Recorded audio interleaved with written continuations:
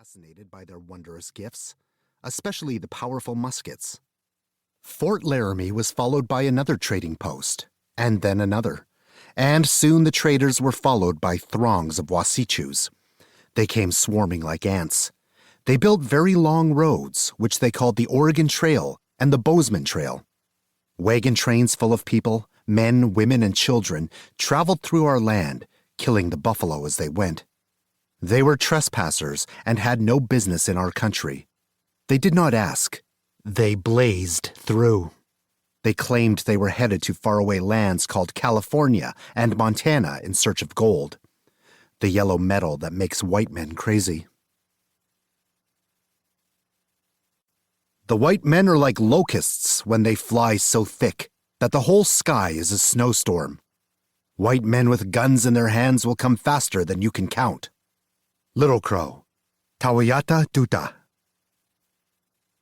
We Lakota refused to be pushed aside by the intruders. Sometimes we used our raiding tactics against the wagon trains and trading posts. Instead of trading buffalo hides, we began to take what we wanted from the trespassing Wasichus. We stole their horses and guns, burned their wagons, and took scalps too. We soon discovered that the Wasichus had an army. From the east, soldiers came to protect their people. We called these soldiers bluecoats because of the color of their uniforms. They guarded the trading posts and built forts. It became clear to me and other Lakota that the Wasichus planned to devour the land and conquer us. As the years passed, I honed my fighting instincts and leadership skills. Other Lakota were just as brave in battle, but my decisions often resulted in victory. I remember leading a horse-stealing raid into Shoshone country in the summer of 1849. With 12 men under my command, we traveled west from the Black Hills for many days. The journey was long and tiring before we finally came upon our quarry, a large Shoshone encampment. Our attack took the enemy completely by surprise, and we drove off with a herd of 60 horses. I led by example, and my men followed.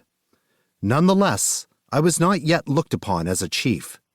That honor would be bestowed on me later. The Great Spirit, Wakantanka, raised both the white man and the Indian. I think he raised the Indian first.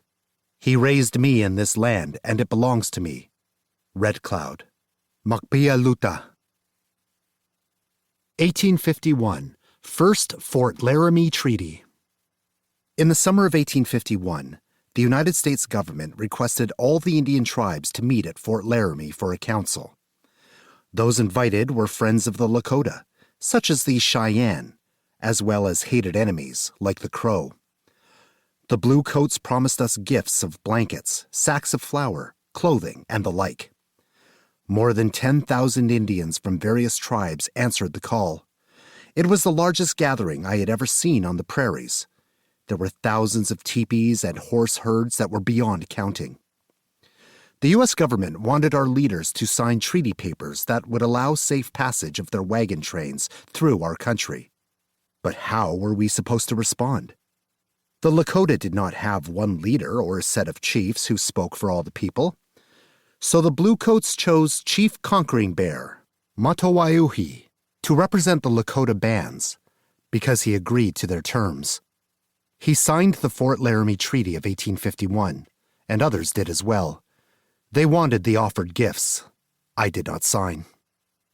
As soon as the U.S. government representatives left, many Indians returned to their old behavior of intertribal warfare and the raiding of wagon trains. The Bluecoats said we broke our treaty with them.